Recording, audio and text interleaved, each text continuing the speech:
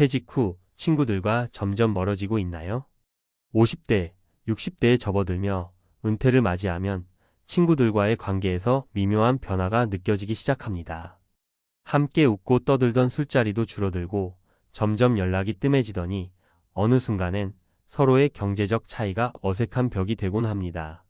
퇴직 전에는 같은 직장에서 같은 고민을 나누며 친밀했던 관계가 퇴직 후에는 누가 더 안정된 노후를 준비했는가에 따라 거리감이 생기기도 합니다. 친구 사이를 가르는 건 결국 돈일까요? 아니면 마음일까요? 이제는 함께 나이 들어가며 의지할 수 있을 거라 믿었던 친구들과의 사이에 퇴직 이후의 삶과 재정적 차이가 가져오는 갈등과 소외감은 누구에게나 공감되는 이야기입니다. 경제적 여유가 비교 대상이 되고 대화 주제가 달라지며 생기는 미묘한 불편함은 퇴직 후 우리가 맞닥뜨리게 되는 현실입니다. 퇴직 후 친구들과 멀어지는 이유가 정말 돈 때문일까요? 아니면 그 이상의 문제가 있는 걸까요? 퇴직 후 친구들 사이 돈이 만든 거리감 은퇴자의 진솔한 이야기. 퇴직 후에 겪는 변화 중 가장 낯선 것은 어쩌면 친구들과의 관계일지도 모릅니다. 함께 웃고 떠들며 시간을 보냈던 친구들이 점점 멀게 느껴지는 이유, 그 중심에는 의외로 돈이라는 민감한 주제가 자리 잡고 있습니다. 오늘은 퇴직 후 친구들 사이에 생기는 거리감의 원인을 사례와 함께 살펴보고 이를 극복하기 위한 방법을 이야기해 보려고 합니다. 사례 1. 경제적 격차가 만든 대화의 벽. 퇴직 후 동창 모임에서 자주 보던 김 씨는 어느 날부터 자리를 피하기 시작했습니다. 오랜만에 만난 자리에서 한 친구가 해외여행 얘기를 꺼내며 이번에 유럽 한 달 살기를 계획하고 있어. 너도 같이 가자. 라고 말했을 때 김 씨는 난처한 미소만 지었습니다. 그는 생각했습니다.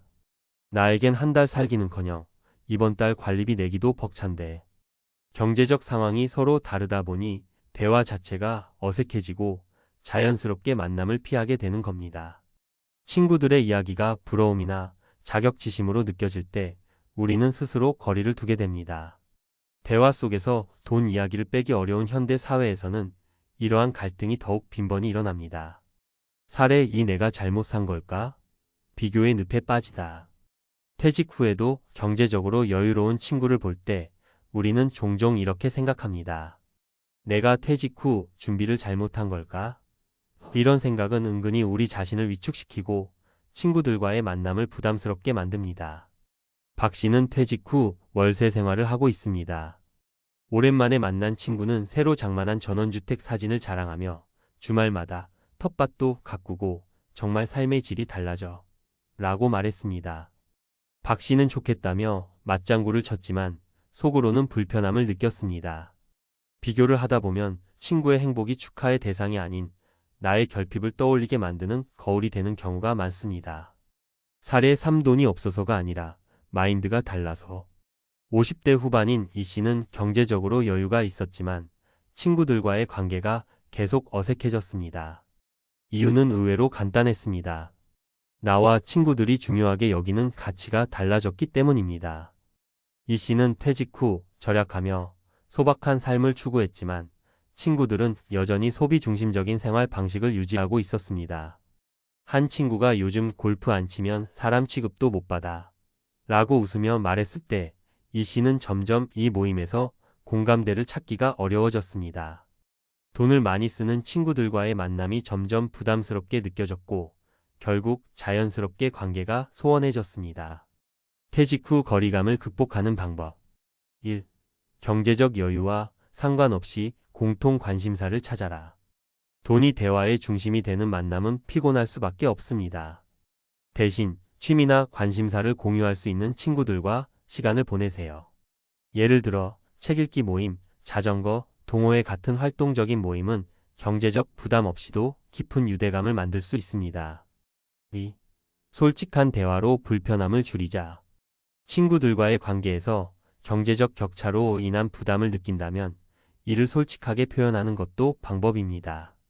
요즘 내가 경제적으로 조금 힘들어서 이런 자리가 부담스럽다는 식의 솔직한 고백이 관계를 더욱 단단하게 만들어줄 수 있습니다. 3.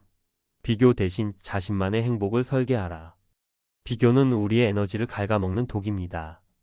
친구의 성공은 축하하고 자신의 방식으로 소소한 행복을 찾으세요.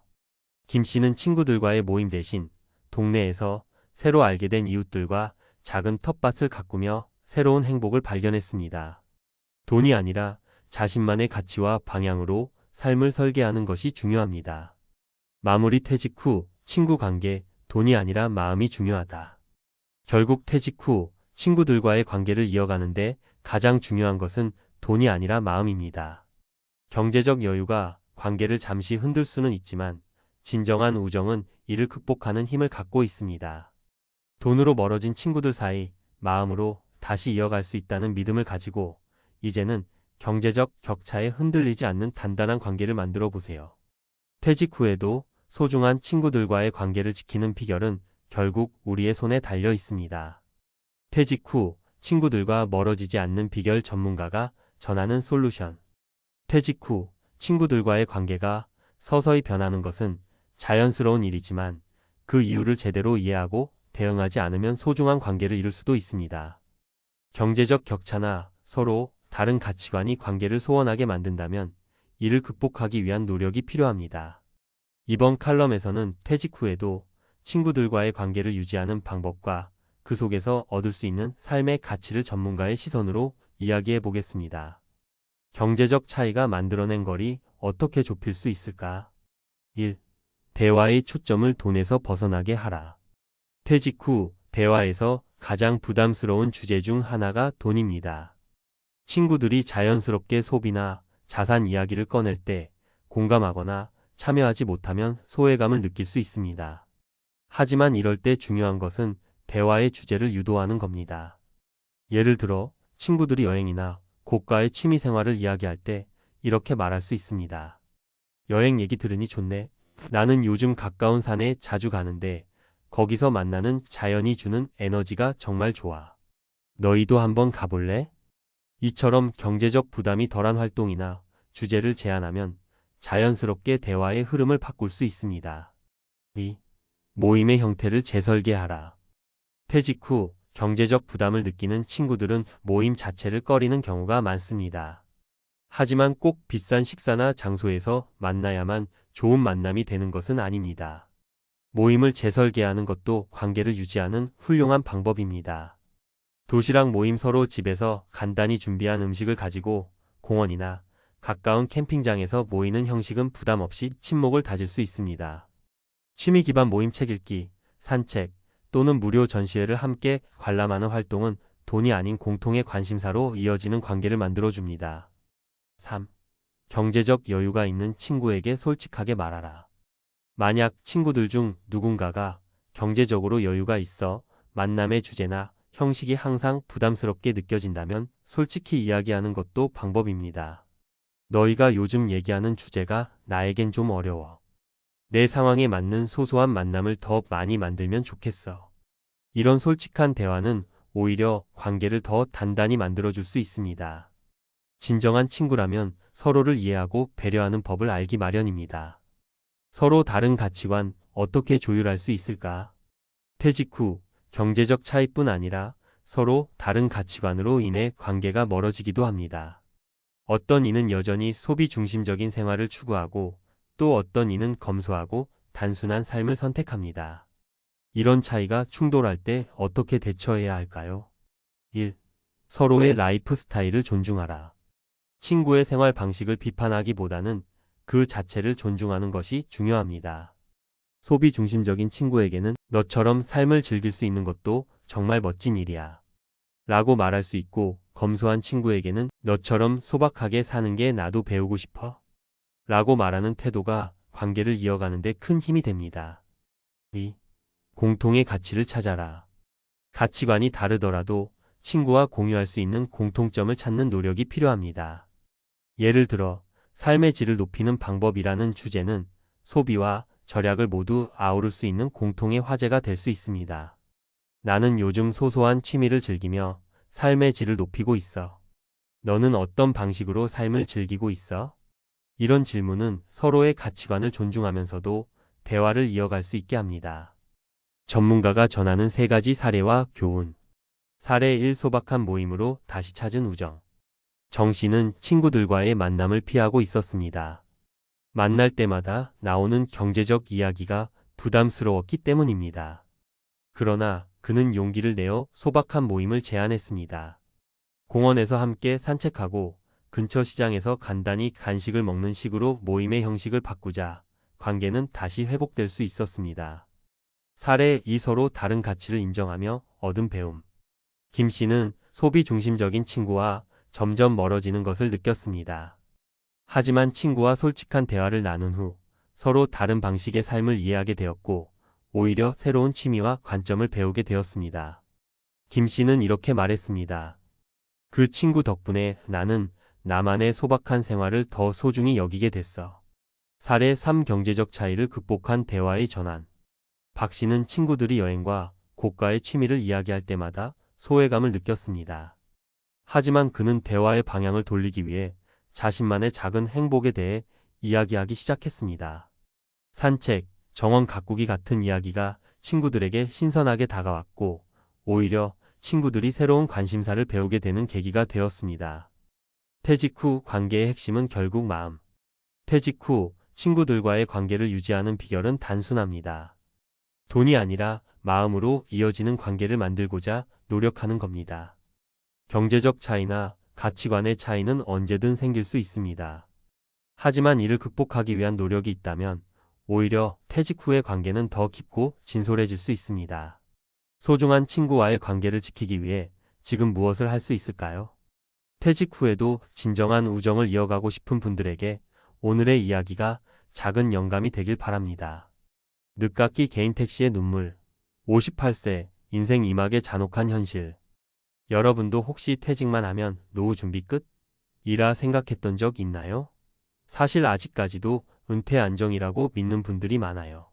그런데 막상 은퇴 시기가 코앞에 오면 이게 참 쉽지가 않습니다. 요즘 세상은 단순히 퇴직금을 모아서 뭘 투자하거나 새 사업을 시작한다고 해서 곧장 자리를 잡기가 어려워졌잖아요. 그러다 보니 어떤 분들은 새로운 직업을 찾다가 막막해져서 괜히 무리하게 창업에 뛰어들기도 하고 개인 택시 같은 생계형 자영업으로 가시는 경우도 많아요. 특히 운전을 잘하거나 사람 상대를 꽤 잘한다고 생각하면 개인 택시가 나쁘지 않겠다고 쉽게 떠올릴 수도 있지요. 그래서 오늘은 58세에 개인 택시를 시작했다가 여러 가지 이유로 고생을 하고 있는 분들의 사례를 함께 이야기해 볼까 해요. 막연히 나도 은퇴하면 택시나 해볼까? 라고 생각하셨다면 잠깐 멈추고 이 글을 한번 들어보셨으면 좋겠어요. 1. 은퇴 후 새로운 삶을 꿈꾸었지만 현실은 만만치 않다. 첫 번째 사례는 제 주변 지인 중 한 분의 이야기예요. A씨는 58세에 회사에서 명예퇴직을 하셨어요. 한 30년 직장 생활했으니 이제 좀 편하게 살 때도 됐다는 게 그분 말씀이었죠. 전 직장에서 기사 역할을 해본 경험이 있으니 자연스레 개인 택시 해볼까 하고 생각했대요. 초기 비용은 조금 비싸도 매일매일 콜만 받으면 수입이 들어오니까 비교적 안정적일 거라는 믿음이 있었던 거예요. 그런데 막상 면허를 사고 차를 구입하고 일선에 뛰어드니 손님이 예전 같지 않다는 겁니다. 대리운전 앱이며 카풀 앱이며 다양한 모빌리티 서비스가 등장하면서 일반 택시를 찾는 손님이 많이 줄었다고 해요. 특히 밤늦게까지 손님을 기다려도 피크타임 몇 번 놓치면 하루벌이가 고작 기름값 정도밖에 안 되는 날도 있고 인적이 드문 지역에서 대기하다가는 몇 시간을 그냥 허비하기 일쑤라는 거죠. 게다가 계속 앉아서 운전만 하다 보니 건강도 예전 같지 않고요. 운전대를 오래 잡고 있으면 허리가 휘청거려요. 내가 이 일을 제대로 할 수 있을까? 그런 걱정이 자꾸 생겨요. A씨는 최근 들어 수입보다 나가는 비용이 점점 커져서 지금이라도 당장 장사를 접어야 하나 고민 중이래요. 문제는 개인 택시 면허를 쉽게 다시 팔 수도 없고 경제적으로도 그리 녹록지 않으니까 발을 빼기가 쉽지 않다는 거예요. 2. 빚을 내서 시작했는데 수입이 생각만큼 안 나온다. 두 번째 사례는 아는 분의 선배님 이야기예요. B씨는 오랫동안 운수회사에서 버스기사로 근무하셨다가 은퇴했어요. 운전 경력은 길었으니 자신 있게 개인 택시 쪽으로 뛰어들었다고 해요. 문제는 개인 택시 면허 가격이 만만치 않았다는 거죠. 현금을 넉넉하게 가지고 있지 않으니 결국 은행 대출을 끼고 시작했대요. 내가 운전을 잘하니 금방 빚을 갚을 수 있겠지 하고 은근한 자신감도 있었다고 합니다. 막상 뚜껑을 열어보니 코로나 시기에 대중교통 이용 패턴이 달라지고 이후에야 좀 괜찮아지나 했지만 이젠 또 플랫폼 택시 경쟁이 치열해요. 야간 할증 때문에 손님이 꺼릴 때도 있고 반대로 낮에는 워낙 손님이 적어 하루 순수익이 굉장히 들쑥날쑥하다고 하더라고요. 기름값은 계속 오르고 차 관리비는 관리비대로 들고 대출 이자도 빠짐없이 나가니 너무 부담스럽다는 겁니다. 내가 할 줄 아는 게 운전밖에 없어서 선택했는데 생각보다 수입이 너무 불규칙하네요. 빚이 줄어들 기미가 안 보여서 잠이 안 와요. B 씨의 고민은 이렇게 수입 불확실성과 부채 부담에 대한 불안이에요. 은퇴 후 안정과 편안함을 기대했지만 오히려 더 불안해졌다는 거죠. 3. 무엇이든 직접 해보지 않으면 모른다. 마지막으로 소개하고 싶은 사람은 C씨예요. 이분은 58세쯤 퇴직하면서 오래 살던 동네에서 개인 택시를 시작했어요. 여긴 내가 잘 아는 골목도 많으니 금방 자리 잡겠지 싶었던 거죠. 그런데 문제는 내가 잘 아는 지역이라는 게 큰 장점이 안 된다는 거예요. 스마트폰 내비게이션이 워낙 발달해서 오히려 길을 익히는 노력보다는 승객들의 다양한 요구를 이해하고 제대로 대응하는 게 더 중요해졌거든요. 또 다른 복병은 건강이었습니다. 주로 야간에 일할 때가 많은데 나이가 들수록 밤에 오래 깨어 있는 게 쉽지가 않다는 거예요. 자주 졸려서 커피를 달고 사는데 그러다 보니 역류성 식도염 같은 통증이 생겼고 몇 번은 운전 중 깜빡 졸아서 아찔한 순간을 겪기도 했다고 해요. 어린 시절엔 밤새 술 마시고도 출근 잘했는데 지금은 밤에 2~3시간만 새도 다음날 못 버티겠더라고요. 정신이 하나도 없어요. 결국 C씨는 건강상의 이유로 운행 시간을 자꾸 줄이게 되는데 그러면 당연히 수입이 확 줄죠. 이게 악순환이 돼서 정말 이거 계속해야 하나 고민하다가 결국 애매하게 하지 말고 그래도 몇 년 더 버틴다는 쪽으로 마음을 먹었다고 합니다. 하지만 본인은 늘 매일매일 버티기 모드라고 토로해요. 은퇴 이후 새로운 시작 전에 꼭 살펴봐야 할 것들. 자, 이렇게 세 분의 사례를 보면 개인 택시가 나이 들어서도 쉽게 할 수 있는 일처럼 보여도 전혀 만만치 않다는 걸 알 수 있죠. 운전에 대한 실력이나 경력도 중요하지만 초기 비용, 시장 상황 수요와 경쟁, 그리고 개인 건강 및 체력 같은 요소들이 아주 중요한 변수로 작용해요. 초기 투자. 개인 택시 면허가 꽤 비싼 편이기도 하고 차량 유지를 위한 고정비가 있습니다. 은퇴금 일부 또는 대출로 시작한다면 만약 수입이 줄어들었을 때 금융 부담이 크게 다가와요. 어떤 자영업이든 현금 흐름이 불안정할 수 있음을 전제하고 버틸 수 있는 기간과 자금 계획을 세워야 합니다. 수요와 경쟁. 예전엔 택시 잡는 사람이 많았다지만 이제는 플랫폼 택시, 카쉐어링, 카풀 등 다양한 대안이 있어요. 또 택시업계 내 경쟁도 워낙 치열해졌습니다. 특정 시간대나 지역별로 편차가 크다는 걸 미리 감안하고 자신이 언제, 어디서 일할 수 있는지 구체적으로 따져볼 필요가 있어요. 건강과 체력. 50대 후반, 60대가 되면 아무래도 신체적인 변화가 확연히 옵니다. 장시간 운전은 허리나 목, 시력, 그리고 수면 패턴에 큰 영향을 끼치죠. 본인이 야간 근무를 계속할 수 있을지 혹은 일정 시간만 근무할 경우에 수익 구조가 괜찮은지 미리 시뮬레이션 해보는 것도 좋아요. 은퇴 후 인생 2막을 꿈꾸는 분들께 사실 누구든지 은퇴 후에는 남은 인생 좀 편하게 그러면서도 수입은 꾸준히 들어오면 좋겠다고 바라잖아요. 개인 택시가 그런 꿈을 이뤄줄 수 있는 길일지 아닐지는 사람마다 상황이 달라서 섣불리 단정하기 어렵습니다. 다만 이번 사례에서 보여드린 것처럼 기대했던 것보다 훨씬 큰 장벽이 있다는 점은 꼭 인지하셨으면 해요. 그리고 만약 개인 택시가 아닌 다른 일자리나 창업을 고려하신다고 해도 마찬가지로 충분한 시장 조사와 현실적인 예산 계산, 그리고 신체적 정신적 건강 상태 점검이 꼭 필요하다는 말씀을 드리고 싶어요. 특히 은퇴 후에는 실패의 여유폭이 젊을 때보다 훨씬 적잖아요.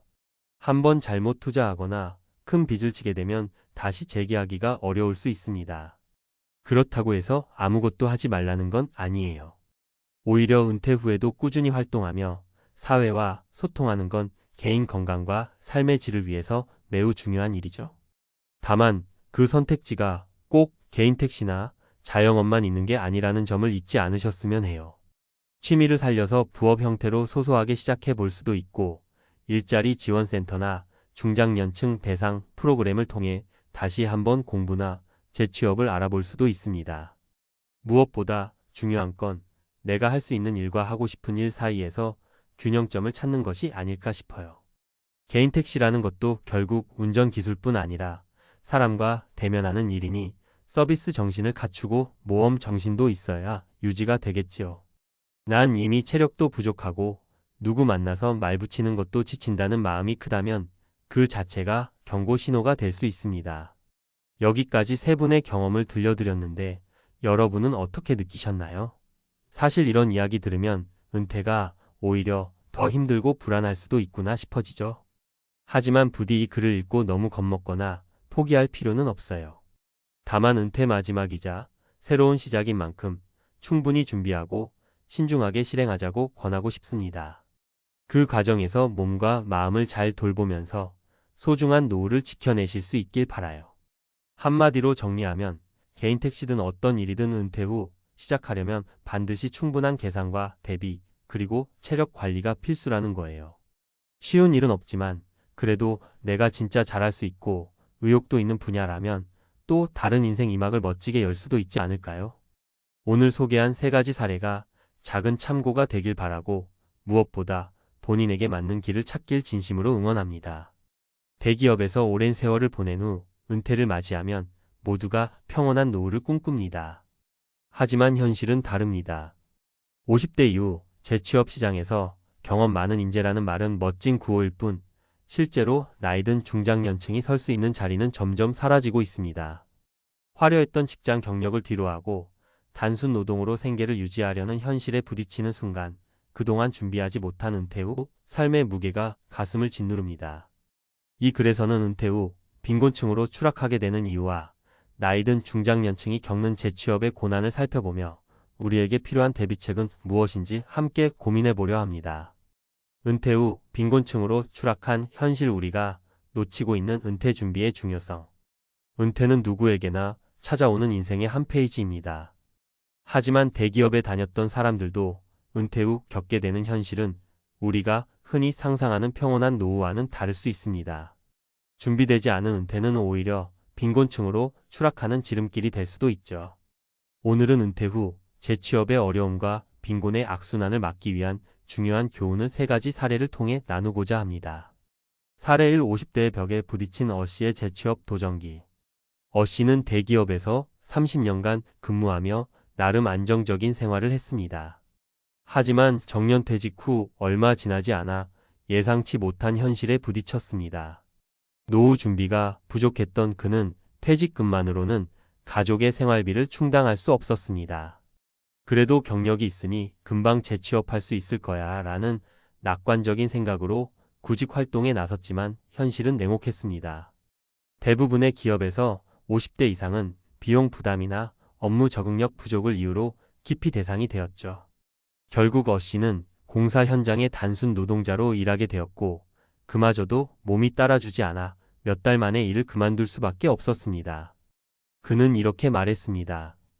내가 30년간 회사에서 쌓아 올린 경험이 아무 소용도 없는 현실에 처하게 될 줄은 몰랐습니다.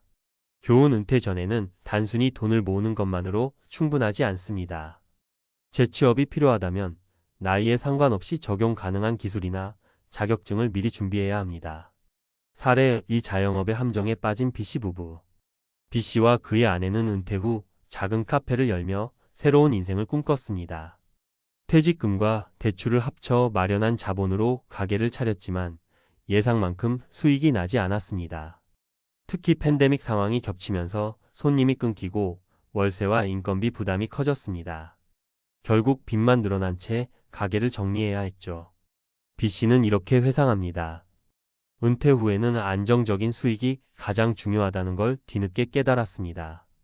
장사가 잘 되면 좋겠다는 막연한 희망이었는데 현실은 정말로 냉정하더군요. 교훈 자영업은 리스크를 잘못 관리하면 재정 파탄의 원인이 될 수 있습니다. 은퇴 후에는 위험 요소를 최소화한 안정적인 투자나 소규모 창업이 더 적합합니다. 사례 3 준비된 은퇴의 성공 사례, CC 이야기. CC는 은퇴를 10년 앞둔 50대 초반부터 적극적으로 노후 준비에 나섰습니다. 본업을 하면서 주말에는 사회복지 자원봉사를 통해 노인 요양 분야의 경험을 쌓았고 관련 자격증도 취득했습니다. 은퇴 후 그는 요양원에서 파트타임으로 일하면서 안정적인 수입을 유지하고 있습니다. CC는 이렇게 말합니다. 은퇴 후에도 내가 무언가에 기여할 수 있다는 사실이 너무 좋습니다. 단순히 돈만 버는 게 아니라 보람도 느낄 수 있으니 제2의 인생이 정말 행복합니다. 교훈 은퇴 후의 삶을 안정적으로 만들려면 미리 준비해야 합니다. 자신의 관심사와 연계된 분야에서 자격증을 취득하거나 경험을 쌓는다면 훨씬 더 많은 선택지를 가질 수 있습니다. 은퇴 준비를 위해 반드시 알아야 할 것들. 재취업 준비는 미리미리. 은퇴 후에 새로운 직업을 구하려면 50대부터 관련 기술을 익히고 경력을 다지는 것이 중요합니다. IT 기술, 간단한 회계, 운전면허 등 실용적인 자격증은 유용한 선택이 될 수 있습니다. 소비 습관을 점검하라. 퇴직 후에도 대기업 근무 시절의 소비 습관을 유지한다면 재정적으로 무너질 가능성이 큽니다. 은퇴 후에는 수익보다 소비 관리가 핵심입니다. 최소한의 생활비로도 행복하게 살 수 있는 소비 구조를 미리 만들어야 합니다. 은퇴 이후를 상상하며 투자하라. 퇴직금만으로 노후를 버틸 수는 없습니다. 작은 수익이라도 정기적으로 들어올 수 있는 투자 구조를 만들어야 합니다. 예를 들어 월세 수입이 가능한 소형 부동산이나 안정적인 금융 상품이 도움이 될 수 있습니다. 결론 은퇴 준비는 선택이 아닌 필수. 은퇴 후의 삶은 단순히 돈을 많이 모아두었다고 해서 안정적이지 않습니다. 재취업, 자영업, 자산 관리 등 여러 측면에서 철저히 준비하지 않으면 누구나 빈곤층으로 추락할 수 있습니다. 오늘 소개한 3가지 사례를 통해 은퇴 준비의 중요성과 그 방향성을 다시 한번 생각해 보셨으면 합니다. 지금이라도 늦지 않았습니다. 미래를 위해 작은 준비라도 시작하세요. 당신의 은퇴 후 삶은 스스로의 선택과 행동에 달려 있습니다. 나중에라는 생각은 금물입니다. 오늘이 바로 당신의 은퇴를 준비하기 가장 좋은 날입니다. 전문가 칼럼 은퇴 후 빈곤, 더 이상 남의 이야기가 아니다. 대기업 다니면 걱정 없겠지. 많은 사람들이 은퇴 후의 삶을 이렇게 낙관적으로 생각합니다. 그러나 현실은 그리 단순하지 않습니다. 대기업을 퇴직했다고 해서 모두가 안정된 노후를 보내는 것은 아닙니다. 오히려 잘못된 계획이나 부족한 준비로 인해 빈곤층으로 추락하는 경우가 늘어나고 있습니다. 이제 은퇴는 쉬는 시기가 아니라 또 다른 준비가 필요한 단계라는 사실을 깨달아야 합니다. 오늘은 은퇴 후 빈곤 문제의 근본 원인과 이를 극복하기 위한 구체적인 방법을 전문가의 관점에서 풀어보겠습니다. 칼럼 형식이지만 구어체로 친근하게 전해드릴 테니 끝까지 읽어보세요. 아마 여러분의 은퇴 계획에 큰 도움이 될 겁니다. 은퇴 후 빈곤의 원인 왜 우리는 준비되지 않았을까? 은퇴 후 빈곤 문제는 단순히 돈이 부족해서 생기는 게 아닙니다. 그 밑바닥에는 몇 가지 중요한 원인이 숨어 있습니다. 나는 괜찮을 거야 라는 잘못된 자신감. 많은 사람들이 나 정도 경력이면 은퇴 후에도 충분히 재취업할 수 있을 거야 라고 생각합니다. 하지만 현실은 다릅니다. 재취업 시장은 나이와 상관없이 경쟁이 치열하고 기업들은 나이가 많은 사람보다는 젊고 저렴한 인력을 선호합니다. 예를 들어 30년 경력을 자랑하는 어시도 은퇴 후 재취업에 실패했습니다. 저를 필요로 할 줄 알았는데 오히려 나이가 걸림돌이 됐습니다. 라고 그는 말합니다. 소비 패턴 변화에 대한 대처 부족. 은퇴 후에도 은퇴 전과 같은 소비 수준을 유지하려는 사람들은 시간이 지날수록 재정적으로 더 어려워집니다. 특히 대기업 출신의 경우 평소 높은 소득을 기반으로 한 소비 습관을 갑자기 줄이는 게 쉽지 않죠. 퇴직 후에도 고급 자동차 리스비, 명품 소비 등을 유지하려는 경우는 흔히 볼 수 있습니다. 수동적인 자산 관리. 퇴직금으로 해결할 수 있겠지. 이렇게 생각하다가 실패하는 사례가 많습니다. 은퇴 후에도 지속적인 수익을 창출할 자산 관리가 없다면 퇴직금은 금방 바닥날 수밖에 없습니다. 특히 위험한 투자에 한번 잘못 발을 들였다가는 상황이 더 악화될 수도 있습니다. 은퇴 후 빈곤을 막기 위한 3가지 해법. 그렇다면 은퇴 후 빈곤의 악순환에서 벗어나려면 어떻게 해야 할까요? 아래 3가지 해법을 통해 구체적인 방법을 찾아봅시다. 지속 가능한 수익 모델 구축하기. 은퇴 후에는 안정적인 현금 흐름이 중요합니다. 재취업이 어렵다면 자격증을 활용한 프리랜서 활동이나 소규모 부동산 임대 수익 같은 지속 가능한 모델을 만들어야 합니다. 예를 들어 50대 후반에 자격증을 취득한 B씨는 퇴직 후 요양보호사로 일하며 매달 안정적인 수익을 얻고 있습니다. 그는 말합니다. 나이가 많아도 내가 가진 기술이 있으니 새로운 일을 시작할 수 있었어요. 퇴직 전에 준비해야 할 자격증으로는 사회복지사, 간호조무사, 운전면허 특수차량, IT 관련 자격증 등이 있습니다. 이러한 기술은 은퇴 후 재취업이나 프리랜서로 활동하는 데 큰 도움이 될 수 있습니다. 소비 패턴의 변화를 수용하라. 은퇴 후의 소비는 줄인다는 개념보다는 재구성이 필요합니다. 대규모 지출을 피하고 필요한 곳에만 소비를 집중해야 하죠. 예를 들어 C씨는 은퇴 후 도심의 넓은 아파트를 정리하고 공기 좋은 교외로 이사했습니다. 덕분에 생활비를 대폭 줄이면서도 질 좋은 삶을 유지할 수 있었죠. 소비를 줄이는 게 아니라 소비를 바꾼다고 생각하면 마음도 편해집니다. 은퇴 후의 삶을 재설계하라. 은퇴는 끝이 아니라 새로운 시작입니다. 하지만 새로운 시작을 준비하지 않는다면 우리는 빈곤에 빠질 위험이 커집니다. 취미를 활용한 수익 창출도 좋은 방법이 될 수 있습니다. 예를 들어 요리와 사진을 좋아하던 D씨는 은퇴 후 유튜브 채널을 시작해 소소한 수익을 올리고 있습니다. 재미로 시작했는데 의외로 큰 보람을 느끼고 있어요. 구체적인 실행 계획. 지금 당장 무엇을 해야 할까? 은퇴 후에도 할 수 있는 일을 찾아라. 퇴직 전에 자신의 강점과 관심사를 분석해 보세요. 그리고 그와 관련된 기술이나 자격증을 취득하세요. 예를 들어 손재주가 좋다면 목공이나 수공예를 배워보는 것도 좋습니다. 이러한 기술은 소규모 창업이나 온라인 판매로 이어질 수 있습니다. 가족과의 소통을 강화하라. 은퇴 후 재정 문제는 가족 갈등의 큰 원인이 될 수 있습니다. 가족과 함께 현실적인 예산을 짜고 지출 계획을 세우는 것이 중요합니다. 특히 배우자와의 의견 차이는 미리 조율해야 합니다. 단기와 장기 목표를 구분하라. 은퇴 후 바로 필요한 단기 자금을 준비하는 동시에 장기적으로 안정적인 노후 생활을 위해 투자와 저축을 병행해야 합니다. 월세 수익이 가능한 소형 부동산, 안정적인 금융 상품 등을 적극적으로 검토하세요. 결론. 은퇴 후의 삶, 준비한 만큼 달라진다. 은퇴 후 빈곤 문제는 누구에게나 닥칠 수 있는 현실입니다. 하지만 지금부터 차근차근 준비한다면 이런 위험에서 벗어날 수 있습니다. 중요한 건 나이가 들어서도 스스로의 가치를 증명할 수 있는 능력을 키우는 것입니다. 더 이상 막연히 괜찮겠지라는 생각에 머물지 말고 오늘부터 실질적인 계획을 세워보세요. 은퇴는 끝이 아니라 더 풍요로운 인생을 시작할 기회일 수 있습니다. 준비한 만큼 은퇴 후의 삶도 달라집니다. 지금 바로 당신의 미래를 바꾸는 첫걸음을 시작하세요.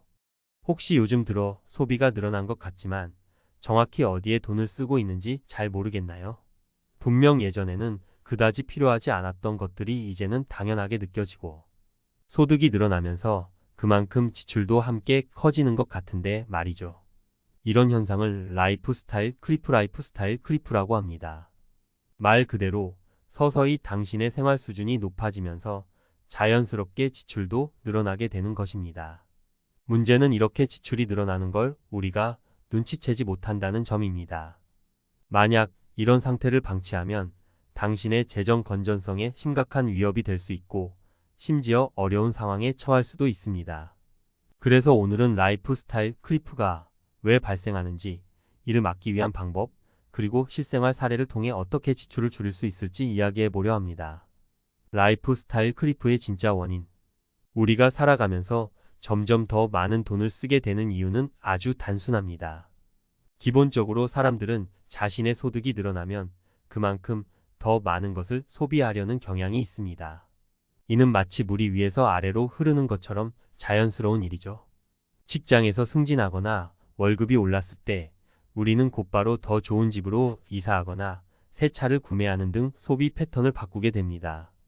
이런 상황을 이해하기 쉽게 풀어보면 소득이 올라가면 생활 수준을 자동으로 끌어올리는 마인드셋이 작동한다고 할 수 있습니다. 문제는 이런 생활 수준의 향상이 처음에는 작아 보일지라도 시간이 지나면 그 부담이 커지게 된다는 점입니다. 결국 우리는 늘어난 소득보다도 더 많은 돈을 쓰게 되는 경우가 생기고 이는 장기적인 재정 계획에 큰 위험을 초래할 수 있습니다. 사례 1 승진과 함께 찾아온 커피 머신. 김 씨는 몇 년 전 회사에서 승진을 했습니다. 그의 월급은 예전보다 20% 올랐고 그만큼 재정적으로 여유가 생겼다고 느꼈죠. 승진을 기념해 그는 집에 커피 머신을 하나 들여놓았습니다. 매일 아침 집에서 고급 커피를 마시겠다는 생각이었죠. 처음에는 기분도 좋고 커피 머신 사용이 생활에 큰 변화처럼 느껴졌습니다. 하지만 시간이 지나면서 그는 커피 원두, 시럽, 크림, 추가 액세서리 등으로 매달 생각보다 많은 돈을 쓰게 되었습니다. 이처럼 사소해 보이는 한 가지 구매가 더 많은 지출로 이어질 수 있습니다. 김 씨는 결국 매달 커피 관련 지출이 생각보다 훨씬 커졌고 이는 월급 인상의 혜택을 제대로 누리지 못하게 하는 결과를 초래했습니다. 사례 2세 차의 유혹. 박 씨는 최근에 큰 계약을 따내며 목돈을 얻게 되었습니다. 그는 곧바로 오랫동안 꿈꿔왔던 새 차를 구매했죠. 박 씨는 이 정도 소득이라면 새 차 하나쯤은 괜찮지 않을까? 라고 생각했습니다. 그러나 새 차를 타고 다니기 시작하면서 주차비, 보험료, 연료비 등 예상치 못한 추가 비용이 계속 발생했습니다. 결국 새 차가 박 씨의 삶에 주는 만족감은 점차 줄어들었지만 지출은 여전히 큰 부담으로 남았습니다. 여기서 중요한 점은 큰 소비를 할 때는 단순히 소득이 올랐으니 괜찮다는 사고방식을 조심해야 한다는 것입니다. 예상하지 못한 추가 비용들이 이어지며 그 부담이 나중에 재정적인 불안정으로 이어질 수 있습니다. 사례 3 집을 업그레이드한 후. 이 씨 부부는 최근 아파트를 업그레이드했습니다. 그들은 아이들이 자라면서 더 넓은 공간이 필요하다고 느꼈고 조금 무리해서 큰 집을 구매했습니다. 처음에는 새로운 집에서의 생활이 무척 만족스러웠지만 이사 후 예상치 못한 비용들이 계속 발생했습니다. 관리비, 청소비, 인테리어 비용 등으로 매달 나가는 돈이 크게 늘어나면서 부부는 점차 재정적으로 부담을 느끼게 되었습니다. 결국 이 씨 부부는 새로 얻은 행복감보다는 커진 지출로 인한 스트레스를 더 크게 느끼며 다시 작은 집으로 돌아가야 하나 고민하게 되었습니다. 여기서 우리는 큰 결정을 내리기 전에 장기적인 지출 계획을 세우는 것이 얼마나 중요한지 깨달을 수 있습니다. 라이프 스타일 크리프에서 벗어나는 방법. 그렇다면 우리는 이 라이프 스타일 크리프에서 어떻게 벗어날 수 있을까요? 그의 답은 바로 지출에 대한 지속적인 모니터링과 절제에 있습니다. 소득이 늘어났다고 무작정 지출을 늘리지 말 것. 소득이 늘어났을 때 그만큼 지출도 늘리는 것은 가장 흔한 실수입니다. 그보다는 늘어난 소득의 일부를 저축이나 투자로 돌려 장기적인 재정 건전성을 유지하는 것이 훨씬 더 중요합니다. 예산을 정하고 철저하게 지킬 것. 매달 얼마를 어디에 쓰고 있는지 정확히 파악하고 필요 없는 지출을 줄이는 습관을 들여야 합니다. 생활 수준을 유지하면서도 꼭 필요한 것에만 돈을 쓰는 것이 중요한데요. 이를 위해서는 예산을 세우고 그 안에서 생활하는 것이 필수적입니다. 소비 욕구를 컨트롤할 것. 광고나 마케팅에 쉽게 현혹되지 말고 진짜 필요한 것이 무엇인지 곰곰이 생각하는 습관을 들이는 것이 좋습니다. 새로운 물건이나 서비스에 대한 소비 욕구를 참는 법을 배우면 장기적으로 재정 건전성을 유지할 수 있습니다. 마무리. 라이프 스타일 크리프는 우리 삶 속에서 아주 자연스럽게 찾아옵니다. 그리고 그 영향을 즉각적으로 느끼지 못하기 때문에 무심코 방치하게 되는 경우가 많죠. 하지만 장기적으로는 우리의 재정 건강을 심각하게 위협할 수 있는 큰 문제입니다. 이를 막기 위해서는 우리의 소비 습관을 꾸준히 점검하고 꼭 필요한 곳에만 지출하는 절제력을 길러야 합니다. 라이프 스타일 크리프 현상은 자신도 모르는 사이에 생활 수준이 점점 높아지면서 지출이 함께 늘어나는 현상을 뜻합니다. 주로 소득이 증가할 때 생활비도 자연스럽게 늘어나는 경향이 있으며, 이는 초기에는 눈에 띄지 않지만 장기적으로 재정 건전성에 큰 영향을 미칠 수 있습니다. 이 현상은 사소한 지출부터 시작해 점점 더 큰 비용으로 이어지며, 나중에는 저축이나 투자 기회가 줄어드는 등의 부정적인 결과를 초래할 수 있습니다. 라이프 스타일 크리프의 위험성. 무분별한 소비로 인한 재정 불안정. 처음에는 작은 사치품이나 새로운 취미 생활을 시작하면서 지출이 늘어납니다. 예를 들어 주말마다 외식하거나 고급스러운 브랜드 제품을 하나씩 구매하는 것처럼 사소한 지출이 쌓이면 결국 고정비가 늘어나고 장기적으로 재정적으로 어려운 상황에 처할 수 있습니다. 이런 무의식적인 지출 증가는 미래에 대비한 저축을 방해합니다. 소득 증가에도 불구하고 저축 부족. 소득이 증가하면 저축 비율을 늘리거나 재정적으로 더 안전한 결정을 할 수 있어야 합니다. 그러나 라이프 스타일 크리프가 발생하면 소득이 증가하는 속도만큼 지출도 늘어나 저축의 기회가 사라집니다. 예를 들어 승진이나 보너스를 받았을 때 바로 자동차나 집을 업그레이드하는 것처럼 소비 습관을 변화시키는 것은 재정적으로 위험한 선택일 수 있습니다. 장기적인 재정 건전성 위협. 라이프 스타일 크리프는 일상적으로 확인하지 않으면 눈치채기 어렵습니다. 예를 들어 신용카드를 많이 사용하거나 자동 이체로 고정 지출을 설정해 두면 매달 들어가는 돈이 정확히 얼마인지 파악하기 어려울 수 있습니다. 장기적으로는 이러한 습관이 당신의 재정 건전성을 위협하고 큰 위기 상황이 발생했을 때 대처할 수 있는 여력을 감소시킵니다. 라이프 스타일 크리프, 우리가 왜 더 많이 쓰게 될까? 앞서 설명한 라이프 스타일 크리프가 그냥 감정이나 무의식적인 선택의 문제처럼 보일 수 있지만, 사실 이 현상은 심리학적, 경제학적 배경이 있습니다. 인간의 소비 행동에는 여러 과학적인 요인이 얽혀 있기 때문에 왜 우리들이 소득이 늘어나면 덩달아 소비도 늘리는지 좀 더 깊이 들어가 보죠. 행위 경제학으로 보는 소비 습관. 먼저 우리가 흔히 아는 소비 습관을 설명해주는 이론 중 하나가 바로 행위 경제학 behavioral economics이에요. 이 이론은 사람들이 경제적으로 합리적인 선택을 하지 않는 경우가 많다는 것을 설명합니다. 예를 들어 우리는 소득이 올랐으니 그만큼 저축을 늘리거나 미래를 위해 투자해야지라고 생각하는 대신 당장 더 좋은 물건이나 서비스를 구매하는 쪽으로 기울게 되는 경우가 많죠. 이런 소비 행동의 배경에는 여러 가지 심리적인 요인이 작용합니다. 그 중 하나가 현재 편향 프레전트 바이어스이라는 개념인데요. 이는 사람들이 현재의 만족감을 미래의 이익보다 더 우선시하는 경향을 의미합니다. 그래서 우리가 월급이 오르면 그걸 바로 소비로 연결시키려는 이유도 바로 여기에 있어요. 나중에 즐길 수 있는 것보단 지금 당장 누리자 하는 심리가 작동하는 거죠. 하지만 장기적으로는 이런 현재 편향이 재정 건강에 악영향을 미칠 수 있습니다.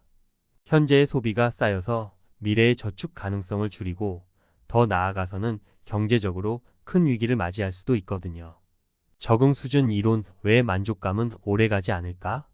또 다른 중요한 개념은 적응 수준 이론 애더프테이션 마이너스 레벨 실이에요. 심리학자들이 연구한 이 이론에 따르면 우리는 새로운 생활 수준에 굉장히 빨리 적응하게 됩니다. 예를 들어 처음에는 새로운 스마트폰을 구매했을 때 엄청나게 기뻤을지 몰라도 시간이 지나면 그 기쁨은 점차 사라지고 다시금 다른 더 좋은 제품을 갖고 싶어지게 되죠. 이는 라이프 스타일 크리프와 깊이 연결됩니다. 소득이 늘어날 때 처음엔 와, 이제 나는 이렇게 더 나은 생활을 할 수 있구나 라는 만족감을 느끼지만 얼마 지나지 않아 그 수준이 기본으로 자리 잡고 그 이상의 만족감을 추구하게 됩니다. 즉, 소득이 늘어났다고 해서 그에 따른 행복이나 만족감이 계속해서 증가하는 게 아니라 오히려 더 큰 소비 욕구를 불러일으키는 악순환이 생기는 겁니다. 이 과정을 쾌락 적응어다니 애더프테이션이라고도 하는데, 결국 우리는 더 좋은 것을 손에 넣어도 그 기쁨이 영구적이지 않기 때문에 계속해서 더 많은 것을 원하게 됩니다. 그래서 라이프 스타일 크리프가 지속되는 거죠. 소셜 프루프와 비교의 함정. 여기에 더해 우리 생활 속에서 중요한 요인 중 하나는 소셜 프루프, 즉 사회적 증거라는 개념입니다. 사람들은 본능적으로 주변 사람들의 행동이나 의견을 따라가려는 경향이 있어요. 예를 들어 친구들이 모두 새 차를 뽑았거나 최신 스마트폰을 사용한다면 나도 그런 것들을 당연히 갖춰야 한다고 생각하게 됩니다. 이건 단순한 허세나 사치의 문제가 아닙니다. 인간은 사회적 동물이라서 다른 사람들과 자신을 비교하고 거기에 맞추려는 심리가 기본적으로 존재해요. 이 현상을 비교의 함정이라고도 부르죠. 문제는 이렇게 끊임없이 비교를 하면서 우리의 소비 습관이 변화한다는 거예요. 우리는 남들과 비슷하거나 더 나은 상태를 유지하려고 하면서 더 많은 돈을 쓰게 되고 그러다 보니 지출이 점점 늘어나는 겁니다. 또한 이때의 심리적인 부담감은 결코 작지 않습니다. 연구에 따르면 사람들이 사회적 지위나 경제적 수준에서 자신이 뒤처졌다고 느끼면 상당한 스트레스와 불안감을 느낀다고 해요. 그래서 이런 심리적인 압박감 때문에라도 소비를 줄이기가 어려워지죠. 도파민과 보상 시스템 소비의 중독성. 여기에 더해 인간의 뇌는 기본적으로 소비 자체에 대한 보상 시스템을 갖추고 있어요. 우리 뇌의 보상 회로에서 중요한 역할을 하는 신경전 달물질이 바로 도파민 타퍼마인인데요.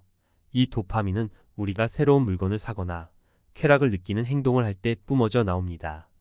그 결과 우리는 일시적으로 기쁨과 만족감을 느끼고 이를 반복하려는 욕구가 생기죠. 문제는 도파민의 효과가 일시적이라는 겁니다. 처음엔 기쁨을 느끼지만 곧 그 감정은 사라지고 다시 새로운 자극을 찾게 됩니다. 즉, 더 큰 소비, 더 비싼 물건을 통해 다시금 도파민 분비를 촉진하려는 경향이 생기죠.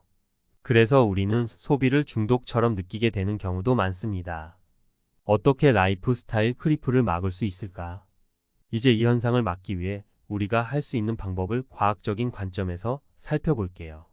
소비 습관 인식하기. 첫 번째로 중요한 건 우리의 소비 습관을 스스로 자각하는 겁니다. 내가 왜 이걸 사고 싶어 하는가? 라는 질문을 스스로에게 던져보세요.